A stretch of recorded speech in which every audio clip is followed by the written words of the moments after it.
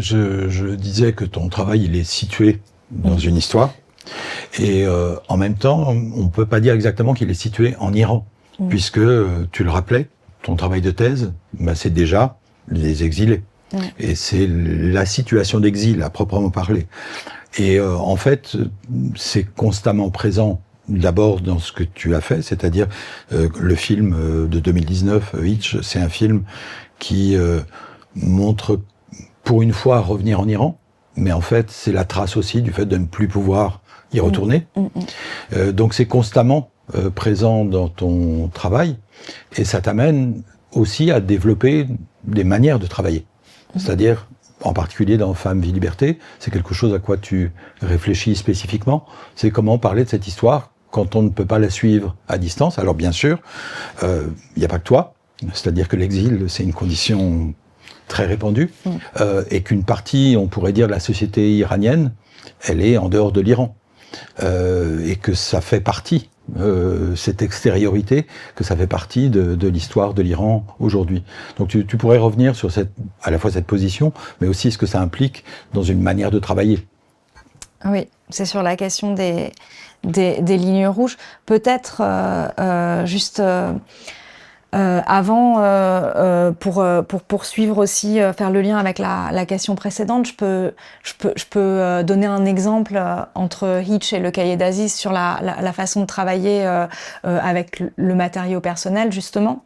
C'est que dans Hitch, donc le cahier d'Aziz est un objet que je filme parmi d'autres objets, et le cahier d'Aziz lui-même, le livre est un diptyque avec une partie qui s'appelle La Traversée, qui est un texte que j'ai écrit, mais pour trouver la structure du texte, j'ai vraiment couché sur le papier un court-métrage, un film très court que j'avais monté à partir des images que j'avais filmées en Iran en 2007, donc avant de publier le cahier. Donc il y a toujours un va-et-vient avec une matière qui s'enrichit d'un travail à l'autre, et cette idée et c'est la même question de dire est-ce que j'ai le droit, est-ce que j'ai pas le droit, est-ce qu'on a le droit de toujours retravailler sur la même chose, et en fait la question c'est pas oui ou non, mais c'est comment.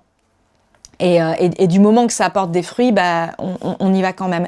Et là, dans Hitch, je commence avec un rêve que je fais à la fin de la traduction du cahier d'Aziz. Et c'est un rêve où il y a une petite fille que je comprends être moi, qui est une petite fille avec des cheveux bouclés, qui parle avec un persan parfait, une langue que moi je maîtrise plus. Mon persan est beaucoup moins parfait que le sien dans ce rêve, et dans ce rêve, en fait, elle me parle d'une série de dignitaires de la République islamique, en me disant voilà, Khalkhali, il est juge révolutionnaire, et puis il deviendra directeur du bureau antidrogue, et elle m'explique en fait les choses comme ça, et quand je me suis réveillée, il y a eu plusieurs choses. C'est que d'une part, il y avait la question vraiment très archéologique de cette langue, la langue du cahier d'Aziz que moi-même j'avais pas pu déchiffrer, et qui en fait la langue dans laquelle je parlais, dans laquelle j'ai vécu les faits au moment où ils sont arrivés. Et puis aussi le fait que, et ça je me l'étais jamais dit en traduisant le cahier, quand mon grand-père écrit, mais j'étais là, j'ai vécu tout ce qu'il écrit. J'étais à côté de lui. À l'époque, j'étais pas encore en France. Et donc, et ça, je l'avais complètement, je m'en étais pas rendu compte. Et c'est ce rêve-là qui m'a fait réaliser. Donc, c'est la question, la dimension un peu heuristique, c'est-à-dire comment est-ce que les rêves aussi nous disent des choses. Et dans Femmes, Vie, Liberté, notamment lors de la chronique du 18 octobre, je reviens sur le fait que quand j'ai fait le film Hitch, à chaque début de séquence de séance de montage, j'avais des séances de montage de 2-3 semaines, et c'était devenu presque un rituel. Quand je commençais une séance de montage, j'avais un rêve qui me disait, qui m'indiquait, c'est comme si ça me donnait les coordonnées GPS d'une dimension de la violence d'État sur laquelle je devais travailler. Et c'était assez incroyable. Et donc, à un moment, j'ai pris les choses comme ça. Et donc, quand je faisais ces rêves-là, je les notais et j'essayais de comprendre qu'est-ce que ce rêve est en train de... Alors, il y a plein d'autres choses, mais moi, ce qui m'intéressait là, pour mon travail, c'était qu'est-ce que ce rêve est en train de me dire sur une dimension de cette violence d'État. Le premier rêve, il est sanguinaire, il est hyper violent. Le deuxième rêve, il est beaucoup plus subtil et c'est des gens qui sont rendus fous et d'autres dans une espèce de Luna Park, de parc d'attractions. Et en fait, c'est une société, enfin tous les passants et les gens qui viennent jouer dans ce parc-là, qui sont presque dégoûtés de la façon dont certains opposants hyper radicaux sont complètement fous et radotent, etc. Et il y a un des gardes qui est en fait la personne qui me fait passer dans les attractions, qui me dit vous inquiétez pas pour eux, on les laisse dire tout ce qu'ils veulent parce qu'en fait ils sont tellement tarés qu'ils dégoûtent les gens. Et ça les repousse. Et en fait, du coup, donc là, je comprenais un peu l'articulation terreur-propagande. Et c'est vrai, et ça ramène à des vraies figures en fait de la société civile iranienne, qui sont des opposants dont on se demande pourquoi est-ce qu'ils ont cette liberté que les autres n'ont pas, de pouvoir s'exprimer librement, mais qui sont des figures comme ça, qui sont à la fois des figures qui disposent d'une certaine liberté de parole, mais qui sont à la fois aussi des figures un petit peu repoussoires ou qui vont polariser la société civile iranienne. C'est une façon de la gouverner. Et donc là, du coup, je peux revenir à cette question des lignes rouges, puisque ça en fait totalement partie. Donc on a un pouvoir qui ne gouverne pas uniquement par la force des armes et des fusils à mitraillettes avec lesquels les miliciens ont tiré sur la foule les 8 et 9 janvier dernier 2026 en faisant vraiment des milliers de morts en 2 nuits. Il n'y a pas que ça. Ça c'est une des dimensions de la violence finalement à partir de cette violence extrême, à partir de ces politiques de la cruauté, comme je le disais tout à l'heure, il y a une espèce de pacte. Alors pacte, ça impliquerait que les gens signent quelque chose, ce qui est absolument pas le cas. Il est extrêmement contraint, ce pacte. Mais il y a des mécanismes qui se mettent en place par lesquels il y a une délimitation des frontières de ce qui peut se dire, ne pas se dire, là où on peut aller, là où on ne peut pas aller. Et ça va être concrètement, ça va être à l'œuvre quand des proches m'appellent d'Iran et je vois bien ce qu'ils disent et ce qu'ils ne disent pas. Ça veut dire que là, il y a des lignes rouges qui sont négociées. C'est pas du tout le propre de l'Iran, ça arrive sous toutes les dictatures et pas que en dictature. Si on pense à l'usage du mot génocide, par exemple, pour parler de ce qui se passe à Gaza depuis 2 ans. Donc on voit bien que c'est la question pourquoi est-ce que certains insistent pour que ce ne soit pas utilisé et d'autres justement insistent pour l'utiliser, mais en riposte, c'est parce que on est dans des processus de formation de lignes rouges.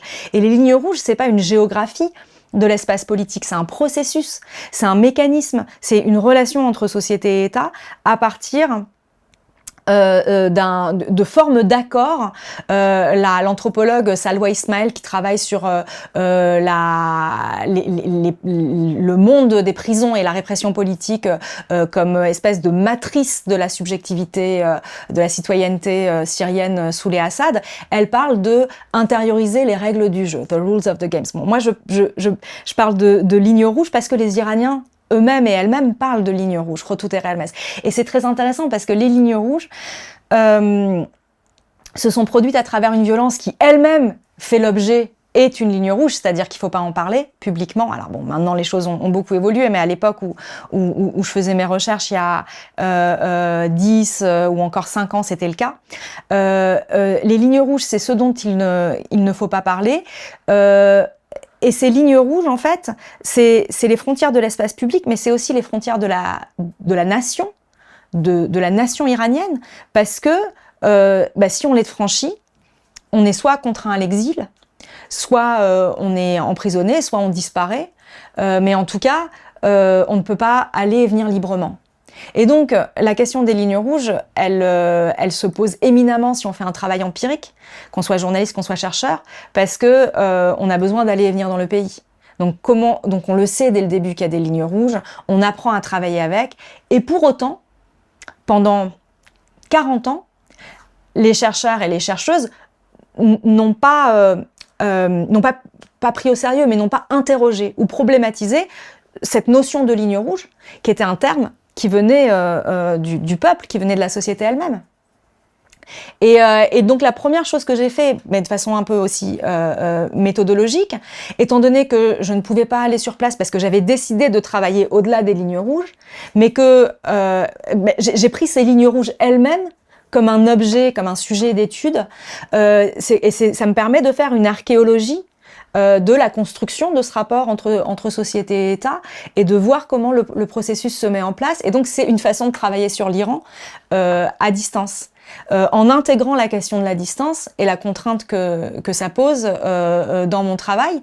Mais le problème que posent les lignes rouges aux chercheurs et aux chercheuses, c'est que pendant très longtemps, ça a circonscrit la connaissance produite sur l'Iran à l'intérieur de frontières qui étaient posées par le pouvoir iranien. Non pas que les chercheurs et les chercheuses étaient remorqués au pouvoir, non pas qu'ils se faisaient, ils n'étaient pas ventriloqués par la République islamique, je suis pas du tout en train de dire ça.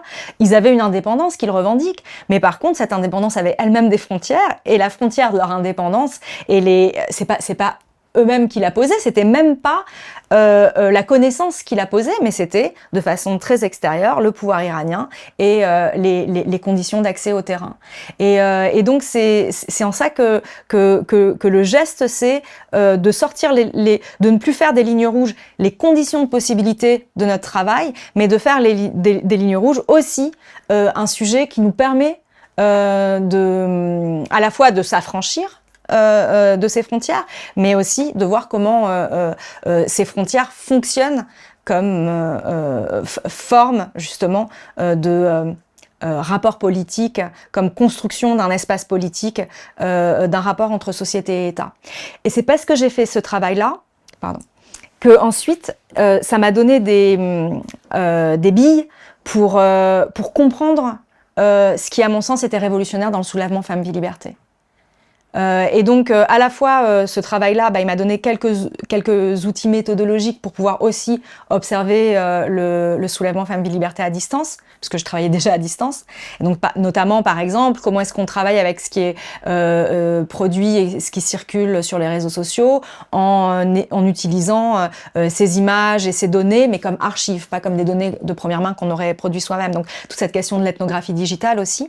Mais aussi, c'est parce que pendant si longtemps, j'avais travaillé sur comment le pouvoir, comment la République islamique, comment l'État iranien avait réussi à construire cet espace public négocié avec la société, comment est-ce qu'il y avait eu une transformation des valeurs, comment est-ce qu'il y avait eu un gouvernement des affects, comment est-ce qu'il y avait eu une identité nationale iranienne qui était compatible avec l'identité républicaine islamique. Et en fait, au moment où l'équipe nationale iranienne refuse de chanter l'hymne et où les Iraniens sifflent leur équipe nationale parce qu'ils sont contre la République islamique, on voit que cette identité, cette façon de se rabattre l'un sur l'autre entre République islamique et Iran, tout à coup a lieu. C'est un mouvement de plus long terme, ça s'est pas fait en 2022-23, mais moi c'est parce que j'en avais étudié le succès à travers notamment la construction des lignes rouges que j'ai pu le voir s'effondrer devant moi, même si le soulèvement n'a pas abouti à un renversement du pouvoir tel qu'on pouvait l'imaginer. C'est ce que tu disais tout à l'heure sur le pacte.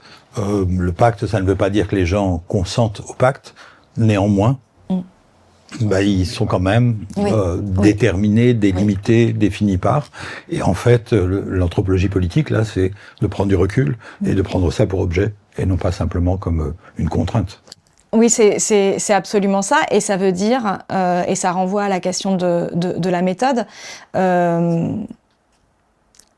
ça veut dire avoir en amont une certaine assumer un certain regard sur ce que c'est que la recherche, sur ce que c'est que la neutralité axiologique, sur ce que c'est que le positionnement, sur ce que c'est que... Donc tout est lié, la question politique, méthodologique, même épistémique, dans le cas de ce qu'on fait des émotions et des rêves, sont liées,